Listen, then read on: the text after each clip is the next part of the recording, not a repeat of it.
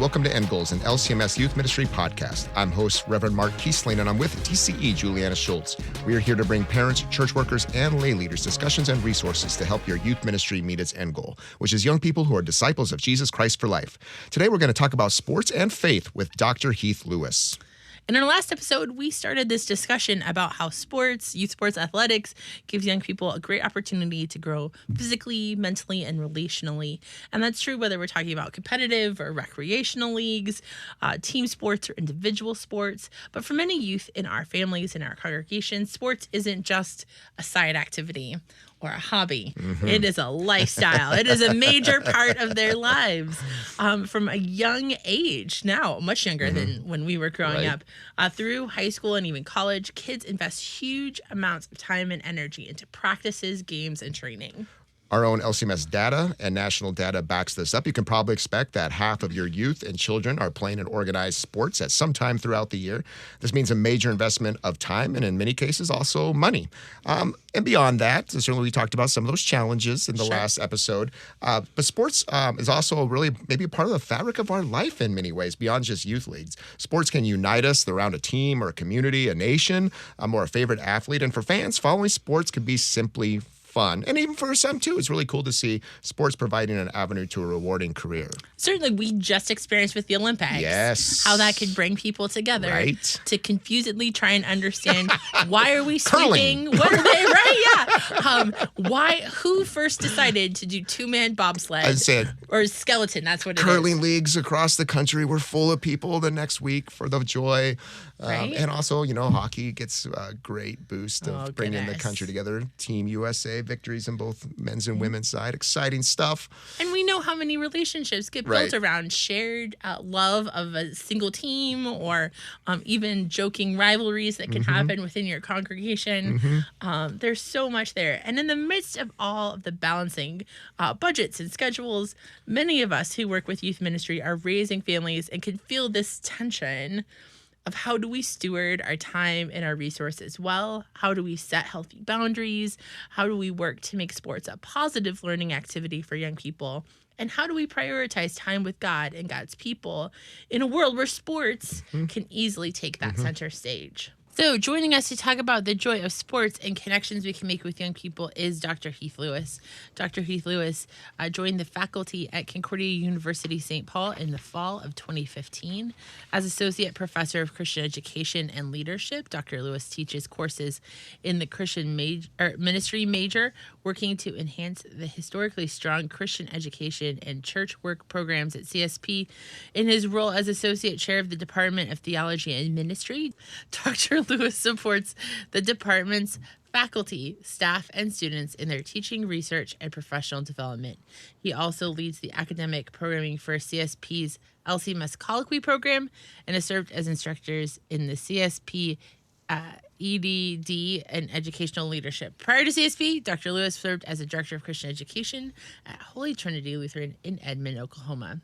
Outside of the classroom, Dr. Lewis can be found in the crowd at a concert or sporting events. He's passionate about cheering on his favorite sports teams, including Tottenham Hotspur, which I know how to say, Minnesota United FC, and Gonzaga Bulldogs.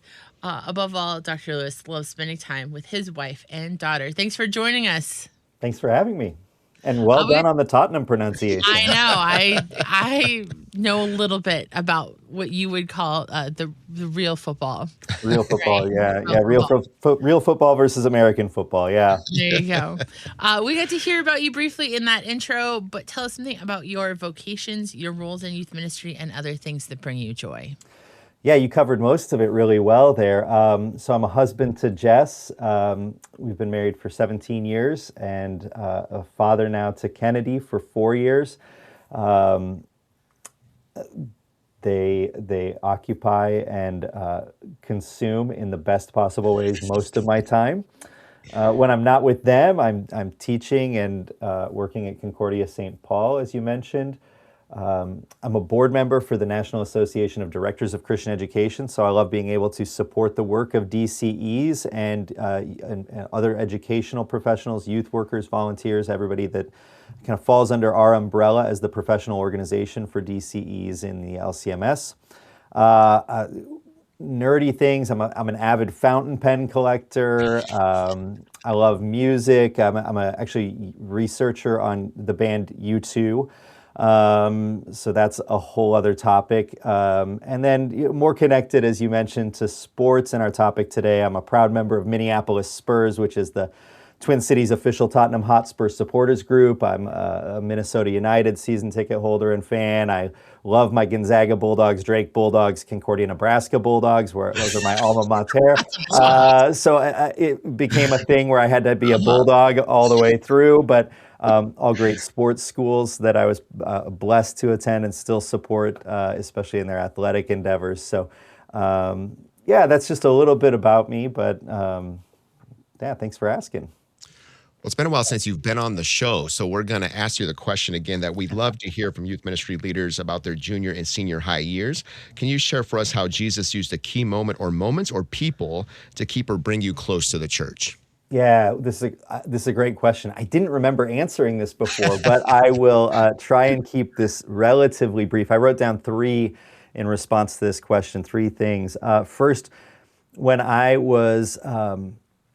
went through confirmation, I'll confess I was not somebody who loved confirmation at the time. And we were trying a new confirmation system at the church I attended, and it moved it to 4 years. So not only not being excited about confirmation, then having 4 years of confirmation, I was less than enthused to get started. And then I just actually found it really great. And I ended up loving the program so much that when I was in high school, one of the elements of that program was that they had what they called confirmation guides, mentors for different small groups for middle school, or for 7th grade boys, 7th grade girls, 8th grade boys, 8th grade girls. And they were struggling to get people to step in to be guides. And I made a snarky comment. Well, you know, as a typical youth in the church, I think that I had this perception that only adults can serve in those kind of roles. And so I made a snarky comment that, well, I would do that, but they probably wouldn't let me because I'm just a youth. I'm just in high school.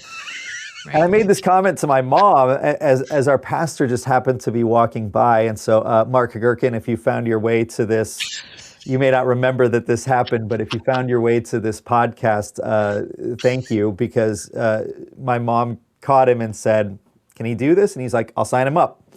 Nice. And I kind of had this look on my face, I guess, of like, oh, well, I didn't expect that to go that way. And I ended up doing that my junior and senior years of high school, and it was really formative for me in my understanding of what I could do in service to the church and how I could support other young people, even as a young person myself, in their journey of faith. Between that junior and senior year of high school, through Iowa District West, so shout out to my first district that I was a part of. I was a part of a service trip to Los Angeles for 2 weeks, leading VBS in the city and doing service projects around the community and really just finding ways to share the love of Jesus there. And that was really transformational for me. Before that trip, my thought process and my plan was to go into sports management as a career, and on that trip, that was really where I kind of felt this I'll say the nudging of the Spirit to move a different direction with that.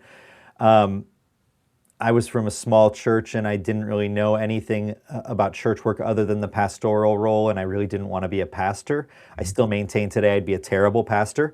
And so when I talked to my pastor about this, he said, "Yeah, you should be a DCE." And I said, "That sounds great. What's a DCE?" I'd never heard of a DCE. I'd never met a DCE. And really those conversations that followed that trip changed the trajectory of my career. And the Lord was at work through all of that as I was busy kind of going, well, you know, I'll try it. And if it doesn't work out, I can always go back and do sports management and I can study that. And every step along the way, I just felt affirmed and things just continued to progress until I ended up in my first call, and it's been a wonderful journey. The last one is the 2001 LCMS Youth Gathering in New Orleans that really helped affirm that pathway as well. It was the first time I really met a DCE. I met several at the youth gathering, and who were able to kind of walk me through and talk me through some of what that meant to be a director of Christian education in the LCMS, and just the support and love I felt from the whole church, feeling like I was seeing a different vision of what church is, from my small town church to this gathering of like 35,000 people was transformational. That's really the best word I can use to describe it. So I could list probably a million if we had more time, but we don't. So I'll stick with those three for now. Yeah. Thanks for sharing those. It's so helpful to hear how young people get engaged accidentally or on purpose into those places. You now work with a lot of young adults there on your campus. What do you love about working with young people in your congregation, in your community? Yeah, it's such a formative time, right? Especially now working with college students. When the call came to go to CSP, I wasn't sure. I really loved youth ministry in the parish. I loved working really primarily with middle schoolers and high schoolers. I really thought that's what I was going to do for the rest of my career. And I wasn't sure about going and working with college students every day. And then I got here, and it is just so formative for these young people as they're trying to figure out what am I going to do with the rest of my life. They're moving away from home in many cases for the first time and trying to figure out kind of life, quote unquote, without mom and dad right by my side. They're doing all this stuff, and it's this time of searching and wrestling and figuring out relationships, figuring out professional stuff, and again, trying to figure out where they want to go and what they want to do. And so it's really fun to be able to tell them, someday I'll figure out what I want to do when I grow up too. And I feel like you're in good company if that's how you feel about life. And but to root all that work and to ground all that work in what God is already doing in their lives, and to point them back to that reality that you're not doing any of this alone, not because I'm here, not because my colleagues are here, not because your friends are here, but because God is with you every step of the journey.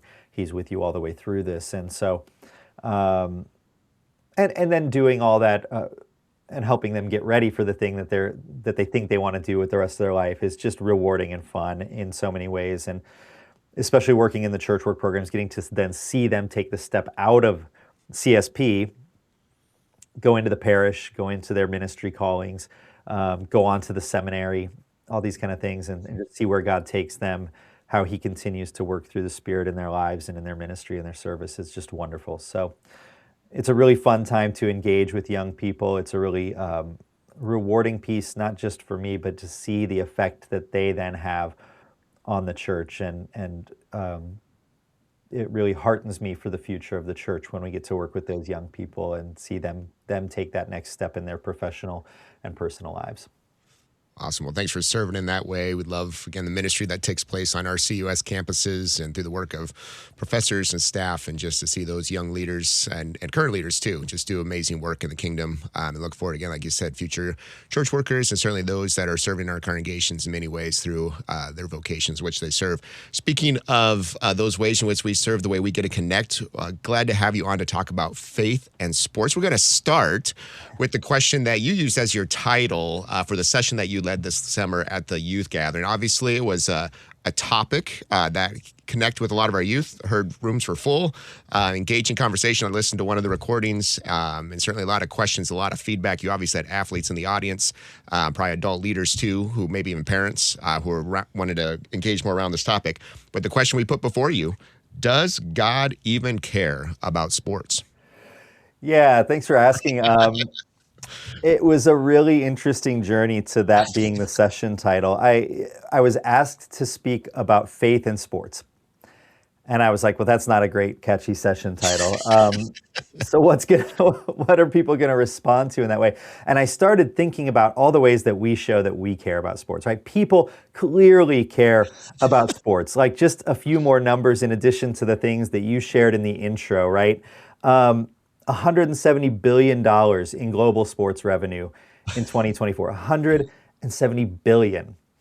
$45.9 billion of that was spent on merchandise and licensing, ticketing, and hospitality. So that means we spent almost $46 billion in 2024 to put a player's name on our backs, a logo on our chest, or to sit in the stadium and watch those players play.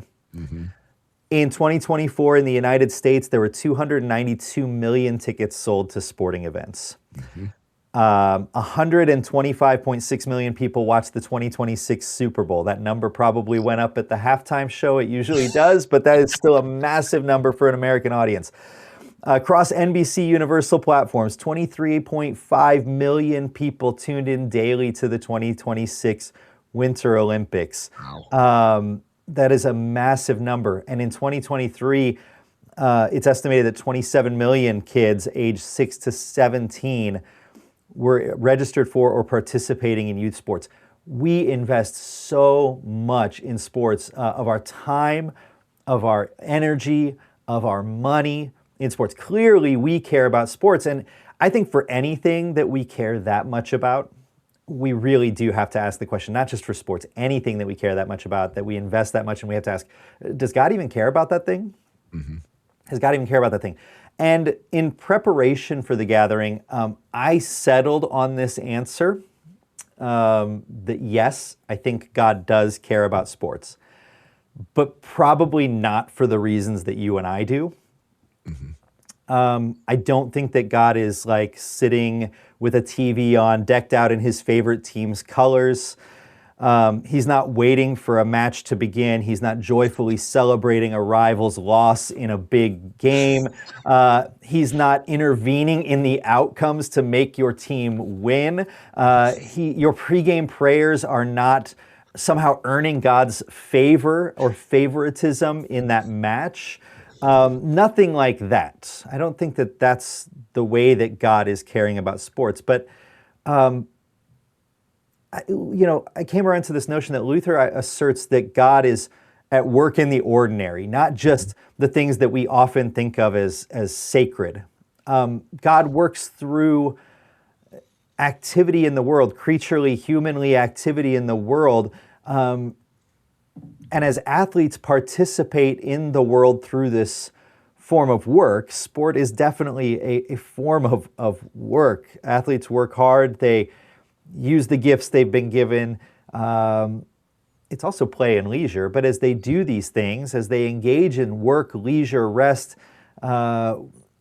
individually and with others, those ideas really become part of our human interaction and life. We see the right and left kingdoms, where the kingdom of the right, the gospel, salvation, etc., the kingdom of the left, the civil, temporal life. And sport certainly resides in the left, but God cares about things that happen in the left. God is not absent from things that happen in the left-hand kingdom. And so those are pieces. But then lastly, it's that sport's not spiritually neutral. Sport is never spiritually neutral. It's not like we watch a game and nothing happens to us as viewers. We don't just play in a game and have nothing happen to us as athletes. Every game, every practice, every viewing on television, every time we sit in the stands, it teaches us something about the world, about ourselves, and ultimately then about God. So, I think that God does care about sports in the same way he cares about all creaturely and human life, particularly as creator and sustainer of all things. And that includes humanity. As humans find community, discipline, joy, suffering even in sport, God is in all of that. And consequently, the case can be made that he very much cares about all of it as well. So that's where I landed for the session. And I stand by that now several months later. Yeah, you didn't change your mind on it. No, I think you hit something really good there, right? That sports isn't a neutral thing, right? It has an impact. So if we're thinking about that, what valuable lessons can sports teach a young person? Particularly, what can they learn about living as a faithful disciple of Jesus? I think there's a reason that the New Testament is filled with these metaphors of sport to describe the sanctified life for the person. We read about the race. Paul writes that runners in a stadium all run, but only one wins the prize. He encourages us to run in a way that you may win.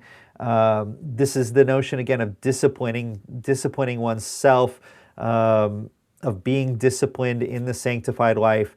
Hebrews 12 gives us probably the most famous instance of running in the Bible. After we talk about a great cloud of witnesses surrounding the believer, we are told to lay aside every weight and the sin that clings closely and run with endurance the race set before us. Philippians 3 talks about the foot race image again, where Paul says he presses on for the goal, the prize of the upward call of God in Christ Jesus. We see fighting analogies used. 2 Timothy, as Paul, likely at the end of his life, is writing about a boxer or a wrestling metaphor. I fought the good fight. And here he actually combines metaphors. He mixes his metaphors a little bit. He says, I fought the good fight, I finished the race, I kept the faith. And this is a description of the whole Christian life, marked in some ways by struggle, not just triumph and glory. It's not just about those moments where we win. And so we see the New Testament just filled with these. These are just a couple of examples, but we see the New Testament filled with these things. Yeah, so one of the classes I teach at Concordia St. Paul is called Christianity in Sport. And when I talk about the idea of vocation in that class, I like to put up Luther's explanation of the first article of the Apostles' Creed, where he says, I believe that God has made me and all creatures, that he's given me my body and soul, eyes, ears, and all my members, my reason and all my senses, and still preserves them, that he richly and daily provides me with all that I need to support this body and life, and all of this purely out of fatherly divine goodness and mercy, without any merit or worthiness in me. For all this, it is my duty to thank and praise, serve, and obey him. And I start with that because I think we learn a lot about the lessons that sports could and should teach us. From a Christian perspective, we learn about God's creation, that God makes us, he creates us, he gives us our body, our reason, our senses. He sustains those things. It's not just something that I do on my own, but it's a reminder that God does those things for me, not because I've earned it, not because I've done something wonderful to accomplish it or achieve it myself. It's a gift from God. But that I am called to respond to that in the way that I care for myself and the way that I use those things as I thank, praise, serve, and obey him. And so we learn first at a foundational level about who we were made to be and how we can engage the world.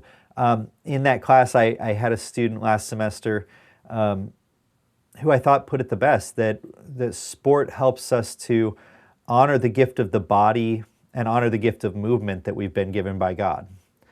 So at a foundational level, we get that, right? That's a big piece to start with. But we can go deeper, right? We learn about discipline, that learning to train consistently, rest properly, take care of our physical health.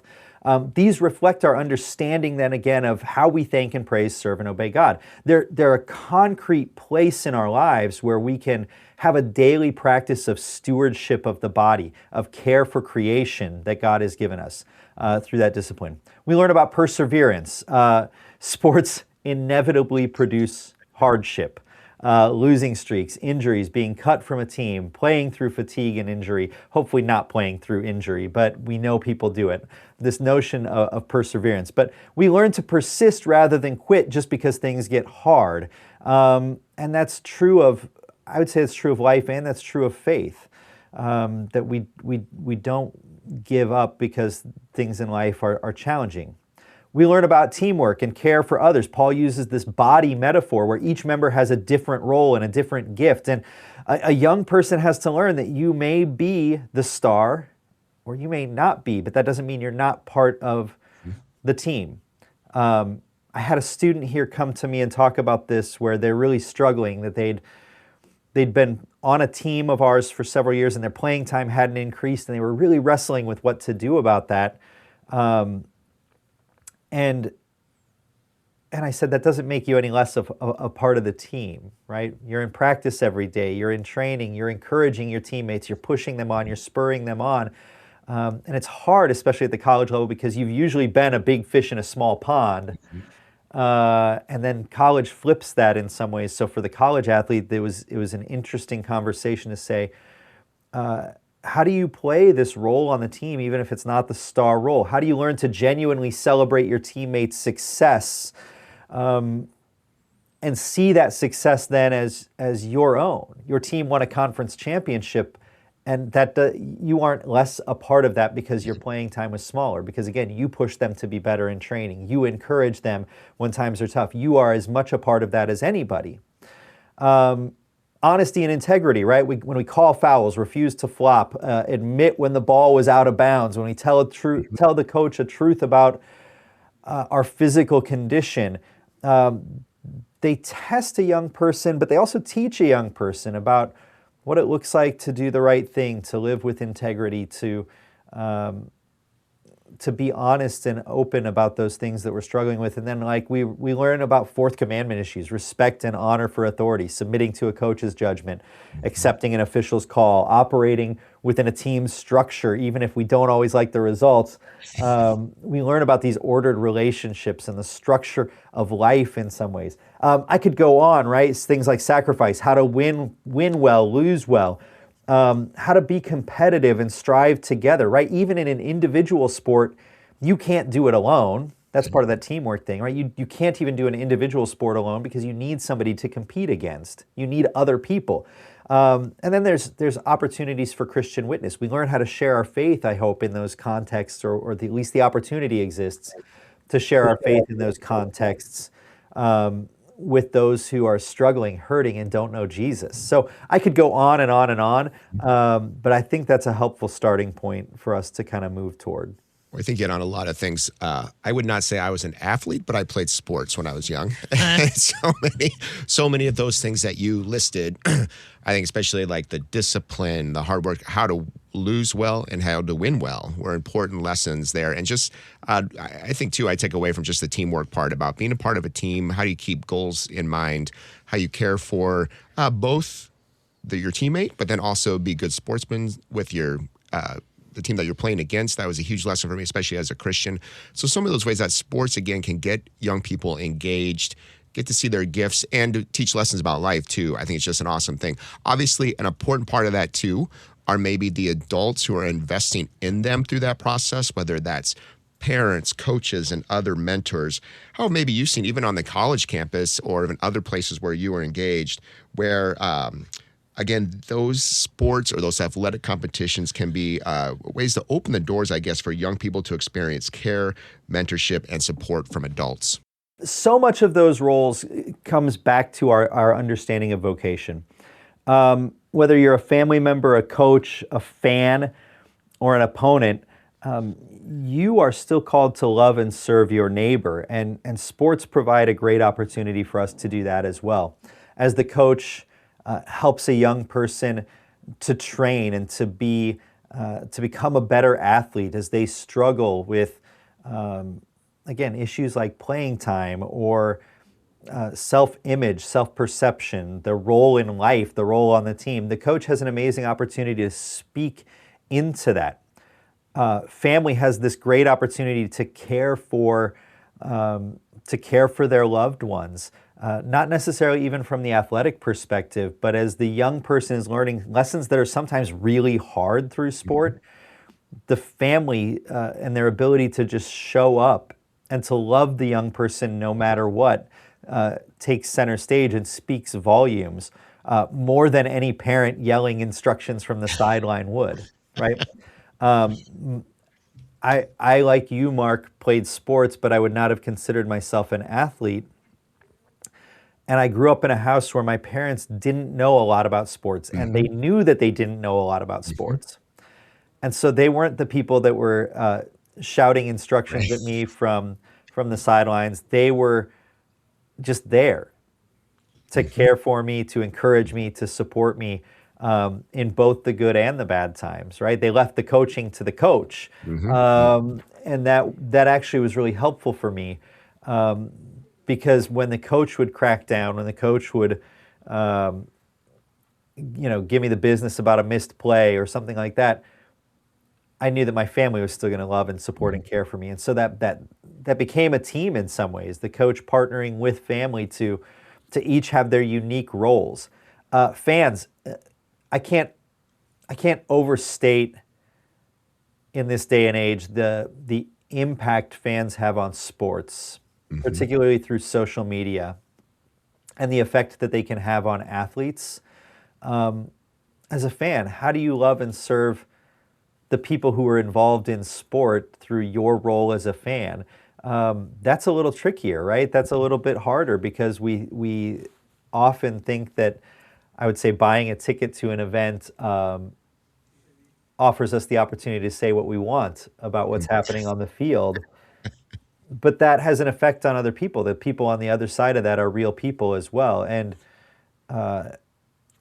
they're trying to live out their vocation, I would say, as an athlete. And so how in your vocation are you loving and serving those people?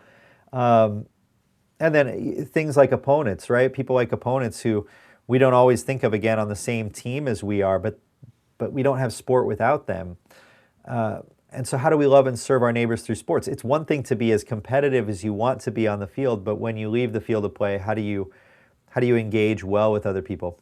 I had a softball player who shared with me a story from high school that they had their biggest rival was in a bus crash and a bus accident. And, they had some very heated rivalries on the diamond, but in that moment, they didn't care, right? And they just all showed up. She told me about how we all showed up to love and serve that other team because that's what we needed in that moment. That's what we all needed. And they were just. And she said it was a moment where it helped me realize that these are just people too, even though we play against each other on the field. So there's a lot of ways that we can do it.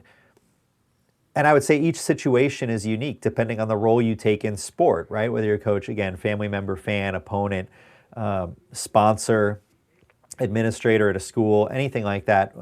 The biggest question that I think we all need to ask ourselves every time we engage with sport is, how can I love and serve my neighbor through this experience?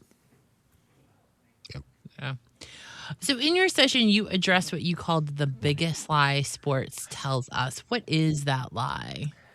Yeah, so let me preface this by saying that we often hold up sport in culture for the great values it teaches. And there are a lot of good things. We just listed several, right? There are a lot of good things that sports teaches young people. But I mentioned a few minutes ago that sport is really law-based. There's not a lot of space for gospel in sport. And so what ends up happening is we're taught this lie that you are what you accomplish. And think about the way that plays out in sport, right? That it overwhelmingly functions as a meritocracy. That can you do enough to be good?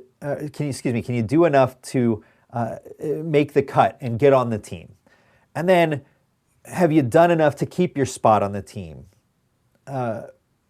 What are you remembered for? You're remembered for your successes, for your trophies, for the good things you did, or conversely, the horrible things that happened on the field that nobody wants to remember. The ball that went through your legs, the goal you let in from the half line, whatever it is, right? We're remembered for our actions. And what ends up happening for so many athletes is we end up thinking our lives are measured by these moments where, like, we can stretch out our arms in victory and we've accomplished this great, amazing thing. And I'm not trying to take anything away from the amazing moments that happen in sports of achievement and celebration and that sort of stuff. But that's not what defines us, and that's not who we really are at our core. But sport drives into us this meritocracy that says you are what you accomplish.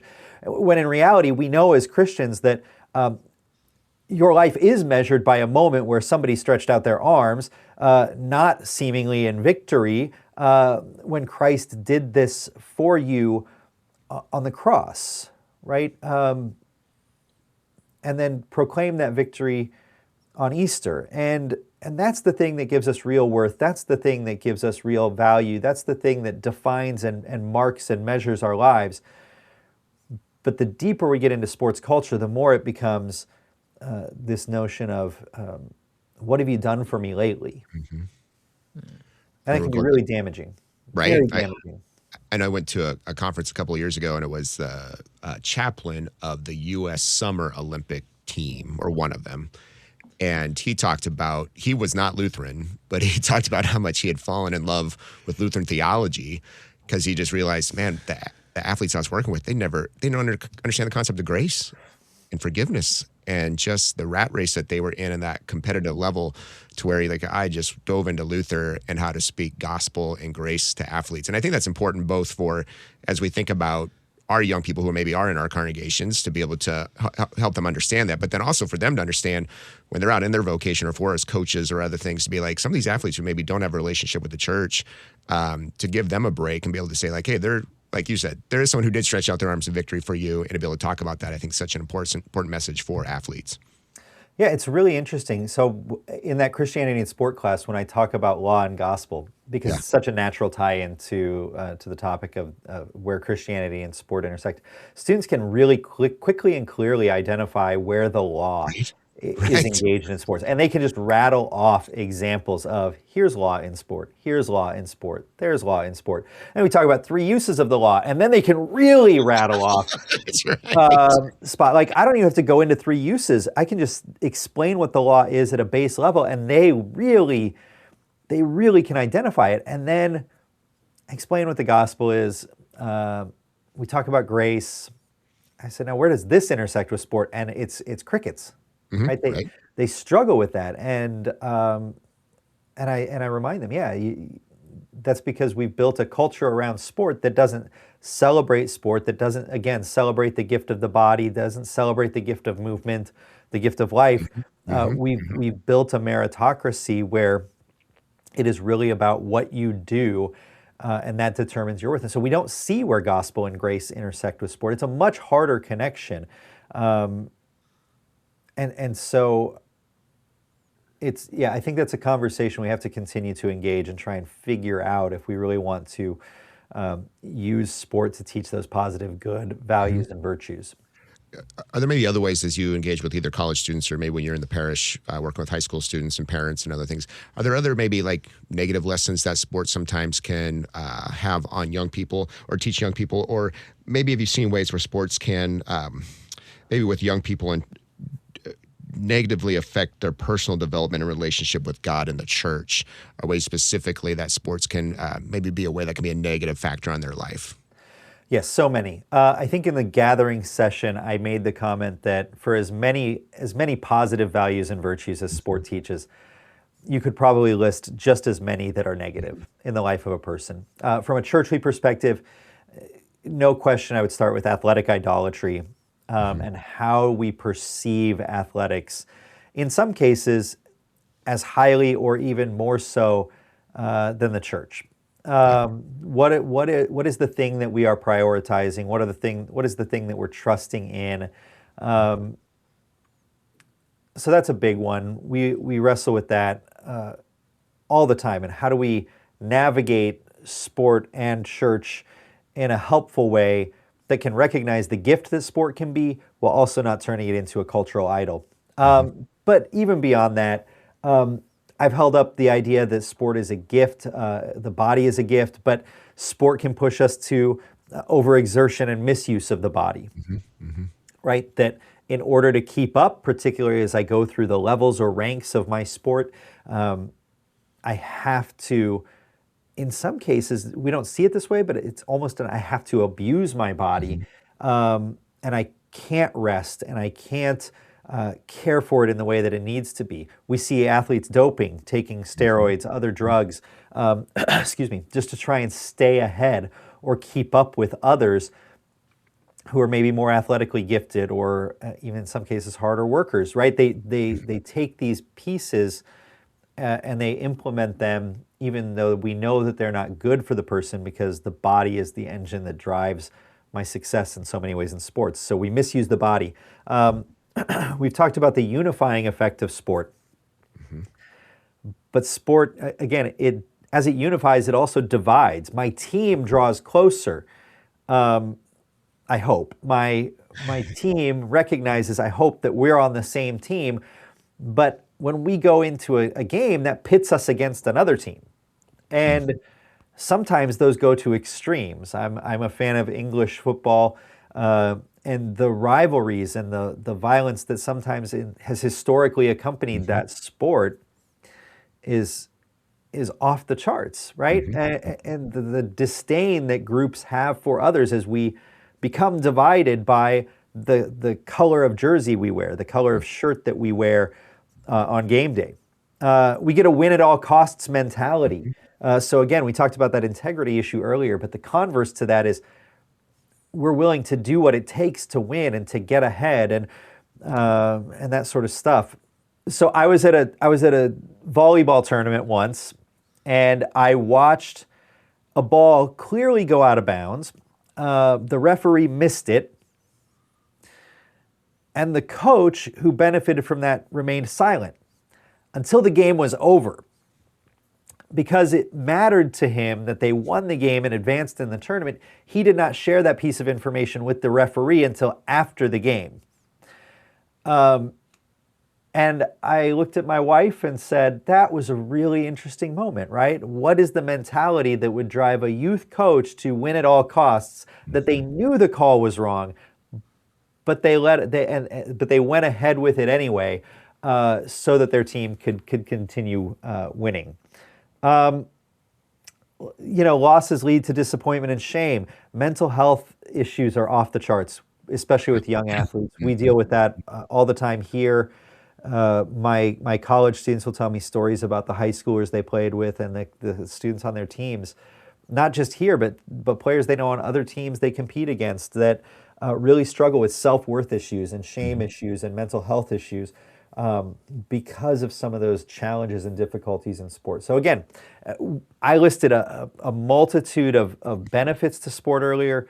I could keep going because basically for every one of those, we could list a negative effect or consequence that accompanies it that could go along with that for the young person. So we just have to be careful. When we extol the virtue of sport, we have to recognize the double-edged sword that it really is. Sure. Yeah. And especially when we talk about not just our relationship with faith, but with our relationship with church and the programming there, youth workers feel that tension. They feel the tension between a young person's relationship with the church and the role of sports, or the commitment level that young person has to sports. What encouragement might you give the church workers, church members, youth leaders when considering their mindset about sports and athletic competitions? Yeah, this was the toughest question. I think that you asked, and I've wrestled with this a little bit because I don't feel like I have a strong answer for this one. I don't feel like I have the most helpful answer. With that in mind, I always try and ask myself a series of questions about it. I think too often one of the things that we do is we kind of formulate a response in the church to sport that it has to be either or. It's sport or church. But how can we make sport and church, or sport and Christianity, be a both and? Is there a way that we can healthily engage both? How can we equip our people to serve well in this, which is potentially one of their many vocations? Not everybody's in sport, but for those who are, how do we encourage and equip them to serve well and to look toward those positive, beneficial aspects of sport, to honor the gift of movement, the gift of the body, the gift of life, to learn about discipline, to learn about teamwork, to use it as a teaching time, to understand how suffering plays out, not just in the context of sport, but in life as a whole. How do we use it to prepare people for what's coming in their life? And for those who are, again, family, coaches, etc., how do we use that to leverage it, to love those young people in our midst? This is an amazing opportunity for us to say, I can care for young people through this thing that they're going to participate in, and show them this love, care, concern that often is absent for young people in society. And then lastly, like I mentioned, the number, just that 27 million kids aged 6 to 17 are playing youth sports. And I have to imagine a large portion of those people are not Christian and don't know Jesus. And so how do we see the athletic field not as the greatest competitor the church has, but perhaps as maybe the greatest mission field the church has access to, particularly in the United States today? What would it look like to equip our people as missionaries for the athletic fields, where they are spending so much time and engaging with their time, their talents, their resources, their attention, all of that? How do we equip people to share the gospel in those spaces? I don't have great answers for all those things. And I think so much of that is contextual, but I do think those are important and key questions as we consider that tension and relationship. I certainly understand both sides of it. As somebody who worked in youth ministry in the congregational setting for 10 years, I get the tension of, I want my young people here. I also understand that like young people are probably going to also want to be out there. Mm-hmm. Mm-hmm. And so how do we make it a both and? How do we equip them for that part of their lives? How do we start to view the athletic field as mission field? Mm-hmm. Mm-hmm. Yeah. Well, thank you so much for your insight, for joining us today. It's been great to have this conversation with you. Thanks for having me. Thanks, Heath. Thankful for Dr. Lewis taking the time to talk about sports. Again, like he said, we could have probably done a 3-part session just on this topic. Whole class, yeah. Right? Weeks and hours of content.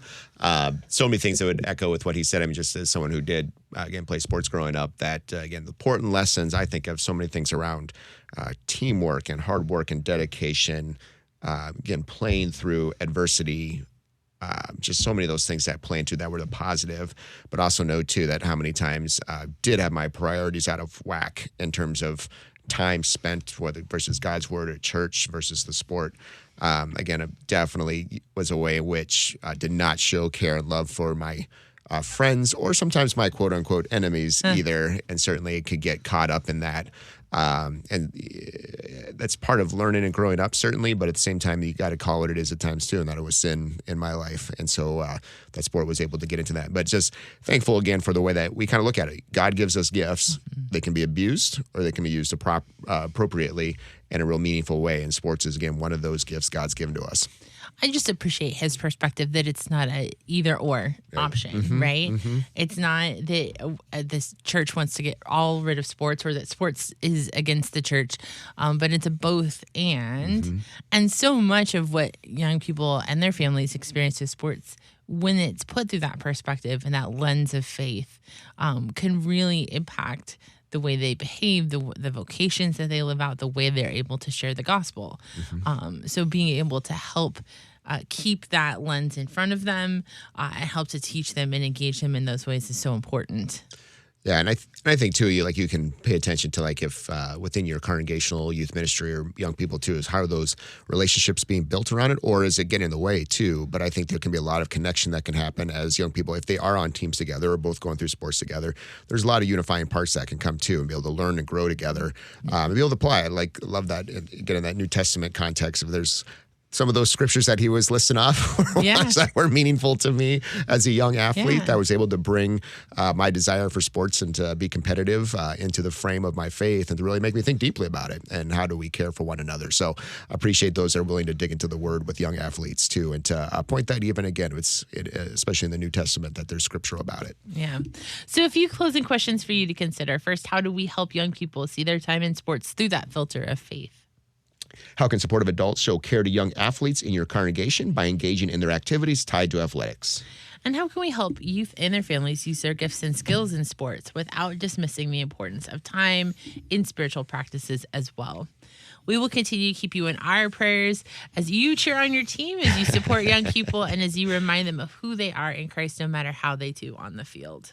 End Goals Podcast is a production of LCMS Youth Ministry and KFUO Radio. To find links mentioned in the episode or more about LCMS Youth Ministry, go to kfuo.org/youth ministry and find resources for youth ministry at youthesource.com. Thank you for listening and caring for the young people of our church.